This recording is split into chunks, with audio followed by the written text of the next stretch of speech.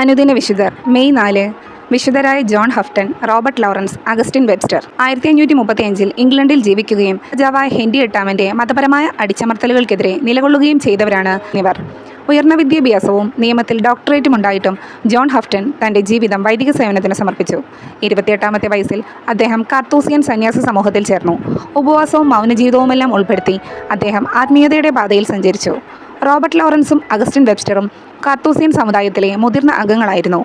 രാജാവ് ഹെൻറി എട്ടാമൻ സ്വന്തം വിവാഹമോചനത്തിന് പാപ്പായുടെ അംഗീകാരം ലഭിക്കാതെ രാജമതം രൂപപ്പെടുത്തുകയും രാജാവ് തന്നെ സഭയുടെ മേധാവിയാണെന്ന് പ്രഖ്യാപിക്കുകയും ചെയ്തപ്പോൾ ഇവർ മൂവരും അതിന് കനത്ത എതിർപ്പ് പ്രകടിപ്പിച്ചു. സഭയുടെ മേധാവിയായ പാപ്പായെ മറികടന്ന രാജാവിൻ്റെ ആധിപത്യം അംഗീകരിക്കാൻ അവർ തയ്യാറായില്ല. മാത്രമല്ല, അവർ സഭയുടെ വിശ്വാസത്തിനെതിരായി യാതൊരു സത്യവും ചെയ്യാൻ കൂട്ടാക്കിയില്ല. ഇതുമൂലം അവരെ രാജഭക്തിയില്ലാത്തവരായി പ്രഖ്യാപിക്കുകയും 1535 തൂക്കിക്കൊല്ലുകയും ചെയ്തു. ഇവർ മൂവരും വിശ്വാസത്തിനായി ജീവൻ ത്യജിച്ച രക്തസാക്ഷികളാണ്.